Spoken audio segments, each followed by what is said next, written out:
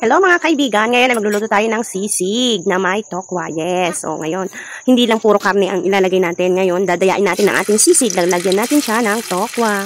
Kaya kung hindi ka pa nakapag-like and subscribe sa aking channel, baka naman po, pakipindot na at mag-iwan lang ng comment. Yan. Pag na-golden brown na siyang ganyan ang inyong tokwa, ay pwede nyo na siyang haunin. Ipiprito mo lang siya ng ganyan ang kulay. Pwede mo naman siyang i-toasted kung iyon yung gusto mo. Depende na lang po iyon kung iyon ang inyong gusto.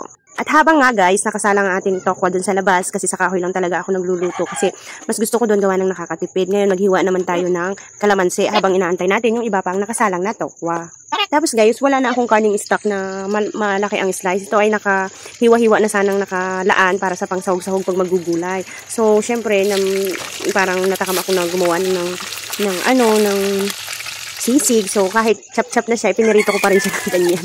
So, pag nag-golden brown na siya ulit na ganyan, ay pwede mo na siyang haunin.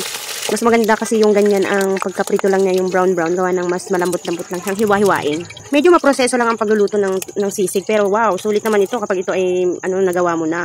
Sobrang sarap. Taob na naman ang ating kaldero nito. So, pagkatapos ko nga silang iprito lahat, yung tokwa, yung baboy natin, ay hinihiwa ko na siya ng ganito. Liliitan mo lang. Kung kaya mong pinuhin pa ng as in pino, ay gawin mo. Pero medyo, lang kasi siya. Medyo, hindi ko masyadong pinino para medyo merong buo-buo ba. Wow, buo-buo. Sago-sago na ba yun? Ito ay isa sa favorite ng aking pamilya. So, kapag nagluluto ako ng ganito, ay Diyos ko po, mga nakaabang na. Mga nagugutom na kami pare-pareho. Kasi naman, bakit ganun? Ba't ang sarap kasi ng sisig? Ano ba yan? Kaso nga lang medyo may kamahalan kasi may mga sahog. So, pagkatapos ng hiwa-hiwain, guys, ay pagsamasamahin na natin mga sangkap. So, ito nga, guys, pagkatapos ko nga siyang chop. Pasensya na, medyo bulol ako. So, yan, nilalagyan na natin siya ng mga ricado. So, inuna ko yung paminta. Tapos, nilagyan ko siya ng magic sarap. Oh, lulutuin pa natin yan, ha? Huwag kayo mag-alala. Tapos, yan, isang oyster sauce. Ngayon, nakukulangan ako. Gawa ng maliit lang yung sachet na nilagay ko ng oyster sauce. Kaya nilagyan ko siya ng konting toyo. So, yun. Tapos, yung sibuyas natin, dapat puti ang ilalagay nyo. Pero, okay lang. Kung wala naman, di yung pula na lang. Tapos, yan yung kalamansi. Piniga ko na. Ito yung, yung star margarine na tinunaw ko muna siya para maging ganun siya, masabaw-sabaw ba.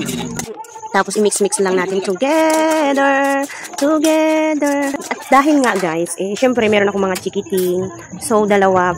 Yung ating mix na pang sisig na yan ay hinati ko kasi isang hindi maanghang at isang maanghang. So, yan muna yung inuuna ko yung sa kanila. So, wala yan silin. Nilagyan ko siya ng itlog. Tapos, alam nyo ba, guys, yung reno dapat nakamix na rin yun doon sa unang paghahalo-halo natin. Kaso lang nakalimutan ko. So, yung ginawa ko na lang, dalawang hati din naman. Kaya hinati ko na lang din sa dalawa yung reno. Yan. Tapos, ganyan lang. Medyo i-toast-toast mo lang na ganyan. Medyo ipainit. Parang ganun. Para maluto pa yung mga ricado na pinagsahog-sahog natin. So, yun lang, guys. Ang sarap. Kain na tayo. So, yan. Nung luto na, hinaon ko na nga lang na ganyan. O, di ba ganyan ay itsura niya?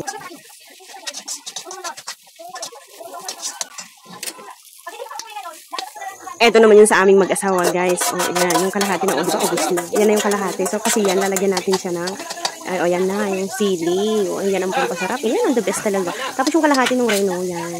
Nilagay ko na nga. Tapos, syempre, lalagyan ko rin yan ng itlog. Hindi rin tayo patatalo, o, di ba? Lalagyan ko rin yan ng itlog. Magantay kayo. Mayroong itlog talaga yan. So, yan na nga yung itlog, guys. O, di ba? Sarap. Tapos, i-toast-toast natin ulit. So, yan, guys. Sana ay meron kayong natutunan sa akin. O, baka naman hindi mo pa napindot yung dyan, yung subscribe. And then, paklik na din yung bell ba? Para nanonotify ka sa lahat ng aking video. O, di ba? Kaya tayo. Halika na, jumoin ka na sa amin. At naku, Diyos ko po. Habang nagluluto ako, talaga naman nagre-reklamo na yung aking channel. Talaga naman paborito ko rin naman ang sisig. O, di ba? Ay, naku, Diyos mio. Napakasimple lang ng ating ginawang pagluluto. O, di ba? Tsaka, napakatipid ng mga procedure, ng mga sangkap na ginamit ko. Napakatipid, pero wow, sulit na. So, yan nga si Mister. O, pagkalapag ko pa lang ng pagkain ng mga bata, ay hindi na nakatiis. Talagang sumubo na. Ay, nako, talaga naman ang aking Mister. Ay, the best ako. Dahil, masarap daw ako magluto. So, yan guys, enjoy eating. Sana ay nag-enjoy din kayo at merong natutunan sa aking munting pag-vlog. Oh, yan. Let's support each other, guys. Mag-iwan lang kayo ng comment at hindi ko kayo makakalimutan kasi araw-araw ako nag-check ng inbox ko at saka mga nakasubscribe sa akin. So, ito na po, guys, yung picture ng ating naluto. Diba? Sobrang yummy. Picture pa lang. Oh my God. Mapapatakam ka na. So, ano pang inaantay? Gawin mo na rin. Magluto ka na din ba? Oh, diba?